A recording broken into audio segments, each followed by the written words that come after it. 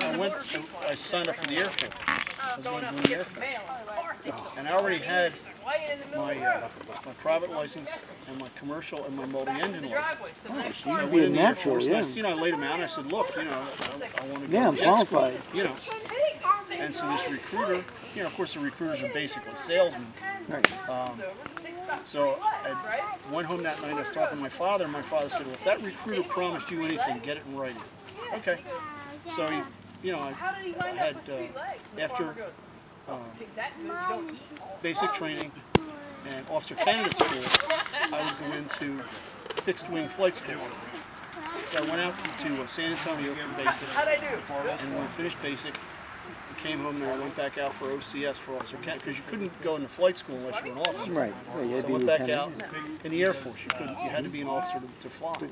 So I went back out, and this was all part of the plan. I completed OCS, and I came back and you had 30 days off between OCS and your posting for flight school. And he raises pigs. So I was home about a week or so, and I get a letter from the Department of Defense, and I was assigned to Pensacola Naval Air Station. Good Flight start, school. yeah. So I I said, go over there, I'm like, Naval, all right, what okay. field do you want spray? So I showed up, when I was supposed You joined the to. Air Force, the Marine I Corps. was in the Air Force, but back then they would, just depending Cross. on who had Okay. what's going on, He's got a So I didn't think anything of it. I flew down to Pensacola and went out. Of course, you had to go to the base commander's officer and register in. report. And they gave you your bill for housing and all that. And gave you your schedule. So I'm in the base commander's office, and get all my housing squared away, and of course I was in the officers' quarters because I was a second lieutenant, Right, candidate. and I had to report for training Monday morning, 8 o'clock. So, and building whatever, So I found out where that was, and Monday morning I showed up. And it was me and there was another guy from the Air Force, and the rest of them were all swabbies. And when you sit down, they had your name, a little card, and a stack of books like this big, it's ground school. Okay. Sitting there in this naval commander, which is big time. I mean, that's not a captain. That's a big time. He comes in and he's introducing himself and he's talking about the course and this and that. And meanwhile, I'm flipping open the book and I'm like, what is this? Talking about rotors. So anybody have any questions? I said, yeah. Yes, Captain. I said, I think I'm in the wrong class. Why? What do you mean? I said, well, I'm supposed to be in fixed wing. He said, this is rotor wing. We don't have fixed wing. Pensacola Naval Air Station. I said, well, then there's been a mistake. Right. Well, if there's a mistake, it's the Air Force's mistake, not the Navy. I said, yeah, whatever. Yeah, I'm looking to point the finger. So you got to go back to the base commander's office. So I go back to the base commander's office. Start telling the clerk, the clerk's a clerk, Right. So I'm sitting there for hours and hours and hours. So finally, I get to see the base commander, and I tell the base commander a story. And the base commander's looking at me like, you're in the Air Force. What the hell do I know? And he said, well, these recruiters, I'll tell you anything that's not. I said, no. I said, I have a signed contract with the Air Force. So he said, well, he's going to make some calls and this and that. Okay, just go back to your, base housing, just hang out, basically just hang out. So I went back, and that night I called my father, and I said, dig around in my paperwork. I said, and get that, That signed agreement. contract, that agreement. This was before FedEx. So this was like, okay, it's got to come in the mail and this and that. So I went back to the base commander's office the next day and told him, I said, my father's going to mail the recruitment contract and this and that. I said, it's going to take, however long it takes from Newcastle to Get Delaware. from here to there. So anyway, 4 or 5 days later, I get the thing in the mail. I go back to the base commander's office. And I said, here's my contract. I got a signed contract. This is what it's about. I'm supposed to be in fixed wing, I'm looking for jet. rotor. And he said, well, what the hell's the difference? I said, well, let me tell you what the difference Yeah. is. I said, here's the difference. About 500 miles an All the hour. guys are in that rotor class right now. I said, 4 months from now, they're going to be flying 500 feet over the jungle in Vietnam. I said, all the guys that are in fixed wing, they're going to be 25,000 feet. I said, I want to be up there, not down there. There you go. So so now I got to go back to Fort Sam Houston, Back to Texas. to Texas, and get this all straightened out. So meanwhile, I'm guarding this damn contract like it's, Yeah, So I get back out there, and then my father lived a block away from the state senator, Calvin McCullough. So my father went around to Calvin's house one night and said, listen, my kid's got this problem with the Air Force, this, that, and the other. And Calvin said, don't worry about it, you know, just tell your son to call me. So I called him, and long story short, the Air Force gave me two options. Option one was I could remain at Fort Sam Houston until they had the next fixed wing rotor class, fixed wing class, and they didn't have any schedule. And option two was I could resign my commission and they would honorably discharge me. And I said, you know what? That sounds like the plan. So I mean, I was in the Air Force for less than a year. And With an honorable discharge. I don't have it with me. I mean, somewhere in someplace. I have a DD-214 with an honorable discharge from the Air Force because I was going to sue the Air Force. I mean, I was going to have to sue You the didn't Air have to Force. get out of it, And right? here I am, an 18-year-old kid. And then it's like, well, you can't even sign a contract because you're not 21. So the contract's null and void because you Right. it's like You're this going to push whole comes to thing. shove, right? And the legalese comes Meanwhile, all in I'm thinking play. is I'm going to go over there and die. I'm going to go over there and die. Those were, yeah. The best is yet to come. 3 years later, I graduated from college. I'm working for Delta Airlines. Actually, 3 years. I'm working for Delta Airlines, and they said, listen, you know, as part of your, I was in a management training program, so I'm spending time in every department. You need to be in a ground services department. You need to spend a year or so in ground services. Okay. So I go to the guy that was the director of ground services, and he said, listen, he said, and this guy and I didn't get along. I mean, we knew each other. We weren't friendly. We were not friendly. This guy said, you know what? I got the perfect place for you to go and learn all you need to know about ground services. The next day I was on a plane to Vietnam because we were flying troops. Holy shit. We were flying DC-8s every day into Vietnam full and coming back in. So I'm on my way from Atlanta to Tacoma, Your Washington, civilian job. Anchorage to Tokyo to Cam Bay, and wearing a suit and a tie. And we land in Cam Bay, and we're taxiing in. And there's, I mean, I'm riding up front, I'm riding in the cockpit. And there's the terminal right there, I can see it, and we're going this way. So where you going? Tapping the captain because I was in the observer seat sitting right behind the captain. I tapped him on the shoulder, I said, where the fuck are we going? I said, there's a terminal over there. No, you don't go to the terminal, you go over there. So I'm looking and looking and looking, and there's this bunker made out of sandbags, big enough to pull a jet in, and you So you unload don't there get mortared. because it was far enough away from the mortars that they couldn't hit you. I'm sitting there thinking to myself, okay, I'm never going to sleep in this country. I was in and out of I was in So they deputized us so South we could go out Vietnam, if we had I to. was in Cambodia, I was in Thailand, And I'm like, I was in North Vietnam. I never slept a night in Vietnam.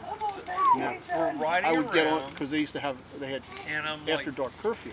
I would get on the last flight out, no matter whose flight it was. And where it was going? Well, they were all going to Tokyo because that was the staging point. I would fly to Tokyo, a 5-hour the flight. helicopter lands I in would front fly to of us. Tokyo And sleep and there. then fly back the next day. He's like, yeah, we got him. Go ahead and go home. And we're like, There's a movie, I'm sure you've probably seen it. It okay. runs, you know, all the time on cable TV and all that, with Mel Gibson and Robert Downey Jr. called Air America. Yep, the Air CIA America movie. was a Yep. real airline. It was started by, actually by the CIA. And this French guy and his wife, Claire Chennault, he was the owner of Air America. And of course, when I was in Southeast Asia, I Claire had, Chanel was one of the Flying Tigers. yeah, he was the original Flying Tiger from back in China. And his wife is Vietnamese. She was from some very, very prominent French family, but she was Vietnamese. I have two passports because I was born in Germany, a German passport and an American passport. So, which was one of the advantages for me when I was doing ground control and ground stuff, because I could go places that you couldn't go. Okay. So I get there, and the guy's in the middle of gut. With a dual citizenship. Yeah, with dual citizenship. I mean, I had literally, I would carry my American passport in this suit pocket and my German passport in that suit pocket. So one's a neutral. And you know, one, whichever one I needed to whip out, you know. But at one point, I was in, I forget, Da Nang or Saigon or someplace, and there were 5 airlines that were flying people in and out of troops in and out of Vietnam, and 4 other guys like me. We were the airline liaison. And all we did was liaise with the military. Make sure everything works. It was a gravy job, but you know, I mean, we basically As just, long as everything goes yeah, right. I mean, we made it's a sure gravy that, job. okay, there's going to be fuel, there's going to be catering, and you know, all this, you know, the plane's coming at such and such a time. I mean, it was a high-priced clerk job. We were, When I first all moved here, I five of lived us in Milford. at one point, and I don't remember where it was, I just don't remember. But we all knew each other, you know, because we bumped into each other here. Here, 94. And we're sitting in this bar one night, Nails. and this guy, you know how you're doodling on a napkin, you know, Right, he's hanging. this guy's doodling and he's drawing this And village, you know, Sitting drawing there huts and and, you know. they hit it in the ass and and it's just like I'm looking, screaming. the hell So are I you doing? walked over with my And he knife. said, well, this and I is just cut its village, throat. and he gave me the name of this village, and it's And in I North pulled Vietnam. its mouth shut and I cut its And he throat drew a big so it arrow. didn't bleed out. And the And he cops said, like, why that's didn't the you only shoot it? fucking way in You guys that got village. so freaking ridiculous looked at gun laws here. I didn't want to get arrested How do for you know shooting this? a deer in the wrong season. You know. So I figured I'd just do this. About a week And the later, guy's 4 or like, 5 days later, No, next time you could just in go ahead and shoot the it. London Times Herald, that village had been overrun by U.S. troops, and they went in that way. Mike probably knows who it was. One of those girls. I mean, we were all suspected of being spooks. This guy was a He spook. was a spook. He right? was a spook. Kyle, And he hooked me up. they can't stop. So sometimes He used they to go go up north side of the vehicle, and take care of flights for Air America. Kyle's Jeep. And he was going to be going home for like a month, you know. Girl, get down. So he said, listen, he said, if you want to make a couple extra bucks, he said, I can hook you up with this, you know, this side job. Get out with your parents. I said, yeah, sure. Yeah, there's a side And job. he said, you know, just gotta, you know, you gotta fly to Paris first. What? And then come back from Paris. What? Because you couldn't go from south to north. You know where you Give couldn't it up. get there. Right. Just go. Couldn't fly. Follow the light. And I was going to get paid cash to handle these flights. Okay. You got you need a passport? I said, no, I'm good. Not in America. I said, no, I don't have my an own American horses. passport. Except your Trump passport. So he hooked me all up with this gig. And first time I went there, you know, you get off a plane and they know you're American. They know by looking at you. They Me know and by somebody your didn't clothes, bring by Eric the way you down walk, here. by the way you carry yourself. And I'm laying out a German passport. And here I am in North Vietnam. And this is Oh, when people shit. were trying to kill each other. Yeah. And I'm thinking, Brian, money's going to be good for this. Yeah, I was better getting be paid, I was good for getting paid this. $500 a flight. Bertona?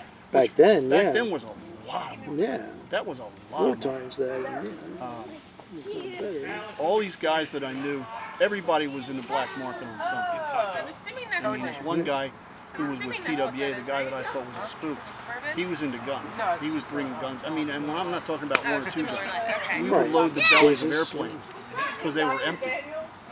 They were empty. I wasn't sure if he was talking about bourbon. And I had a deal Eric, to a I wasn't guy sure that I if met Eric in was the Tokyo. bourbon and like I was bringing back motorcycles Dr. in the Daniels crates, to the pain out of the management factory, lab staff. brand new. And all they would do is, I was paying, and I don't remember the exact numbers. I think it was around $500 I was paying for Honda and Suzuki motorcycles. The biggest ones they made back then were like maybe 350s or something. And the engines were still wrapped in Cosmo. They would disconnect the speedometer cable, hook it up to a drill motor, and run 500 miles up on the odometer. Now it's a Make 'em used used? motorcycle. And a buddy of mine, big Irishman, Brian McGuigan, he was our station manager at McGuire Air Force Base. So I'm sending belly loads of motorcycles back to McGuigan, and he and I split the cost, and then he had a guy someplace over in Philly or Willie Grove or somewhere out there that would buy every motorcycle we could send back. Because they're all brand new. Yeah. Yeah, we were making a killing. And because I had, back then, Americans couldn't own gold. You could own gold jewelry, Right. but you couldn't own bullion. Well, right. Well, here I am in Thailand. There's more goddamn gold in Thailand than any place else on the face of the earth. I got your own passport. So I was buying bullion in Thailand and shipping it back through a friend of mine in Frankfurt. And he was selling it in Germany. He's a German citizen. I was making, I never got a paycheck the whole time I was in Nine. They went to my wife, my ex-wife. I mean, I would go, if I needed money, the captains all had checks. And I would go to one of the captains, one of the Delta captains, and say, listen, I need a captain's check for, you know, whatever. And I would just write that up on my expense reports. You know, I lived on that. When I came back from Nam, I got a flight on Northwest out of Tokyo. I just said I wouldn't eat with it. Tokyo to Anchorage, from Anchorage to Detroit, and Detroit into JFK. They gave me a first class seat. It's a long trip in any case. Yeah, but the first class, you know, and you're hammered. Makes the it a whole lot way. more comfortable, Yeah, yeah. and plus you're hammered. You know, I mean, back then. Would you like another, sir? Would you like The airline another? Yeah. industry operated on scotch. You know? I am not. And I had told my ex-wife, we were still married. I said, listen, I said, pick me up on Saturday morning at JFK, like, you know, whatever time. So she picks me up. Now, meanwhile, I have not been home in 18 months. She picks me up. So hold on to your phone. I'm driving back from JFK. We get into Wilmington, and I said, listen, before we go home, I said, make a right on Market Street. What? What do you mean? Your family, my family, everybody's there. Waiting for you. I said, just had to stop them. Okay, so out Market Street, out to 40th and Market in Wilmington. Went into the Jag dealer and bought a brand new XK and paid cash. That was on Saturday. Talk about making an entrance. On Monday, I went to the bank and paid off my mortgage. Good. I mean, I made more money in Southeast Asia. Wow. And she got it all. You know. That's not exactly the end of the story I'd like to hear. Yeah. How's it going? Yeah, they had, One in the state? when I was in Cambodia, Oh, there you go. the Khmer Rouge was literally 2 or 3 miles from the airport. We were out at Bantam, They were and Alex fighting. says, it was the hottest And girl he's they're ever seen in flying his life. last Says that flight to out, him, last and passenger. he's like, With Me embassy and Tom were on the personnel. ground Wow, dying. so this is the last flight. Yeah. Best day of And my we life. had a, And his that's a little, husband was standing right there. we had He was a cracking up too. He was like, a DC-9 stretch that in military configuration sat 219 people, plus the crew. I have no idea how many people were. No clue. More than Oh yeah, 218. people sitting on each other's laps, people standing in the aisles. Don't leave me behind. Yeah. Yeah, I'll be And what I inconvenient. didn't know was that there was an Australian news team, news channel. Right. They were filming all this. And I'm the last one in the door. I'm at the top of the boarding ladder closing the door. And it was broadcast back here. And my family, Saw you they there. didn't know where I was. They didn't know. Meanwhile, I got that plane and went to Tokyo and got up from Tokyo, and I went on a toot. I disappeared for about a week. Meanwhile, my boss back in Atlanta, he's trying to find me. Everybody at Delta's trying to find me, and I'm in be careful with the 10-cent bag. some pleasure Other house, place, right. you know, in I'm having a good time. right outside of Tachikawa, you know. And I reappeared, you know. It's like, Where you been? everybody, you know. We evacuated. I had to readjust. Disappeared for a couple days. Because back then, I mean, there were no cell phones or anything like that. You did everything by teletype machine. And you know, you'd send a message, and sometimes the message wouldn't go through. And you know, my boss would, I'd get a message and it'd be like, you know, see previous transmission. Right, previous days old. transmission, you know, this is days old. And, How are you? they were the good old days. All right. And they couldn't find you. No, Yeah, oh yeah, I disappeared more than once. I disappeared in Tacoma one time for a week. Everybody thinks Wild Bill's a joke. Yeah, no, not at all. Not now. I was back here in the States for about 6 months, and they wanted me to go complain this morning. Come on. to be the new station manager in Tacoma, Washington. Okay. So I flew up to Philly Going and there, you know. loaded some stuff in the Jag, and off I'm going. I'm going to drive to Seattle. So I got a bag full of Christmas trees, and you know, I'm on my way, man. I figure it'll take me about 3 days to get there, 3.5 days.